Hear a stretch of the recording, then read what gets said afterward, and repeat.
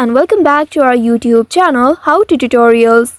In today's video, I'm going to show you how you can unfollow a store on AliExpress. To do so, first of all, you will need to open your AliExpress application on your mobile device and here make sure you are logged into your account. Once you are logged into your account, here at the bottom right, you'll be able to see the profile icon.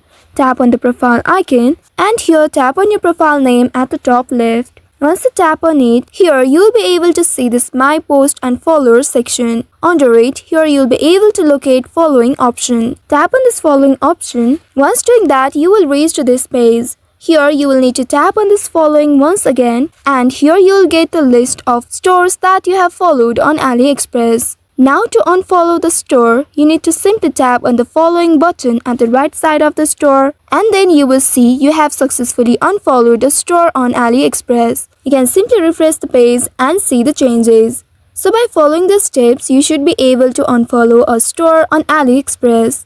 I hope this tutorial was helpful. If yes, don't forget to like, share and subscribe to our channel. Also hit that bell icon to never miss any updates from us. Thank you for watching.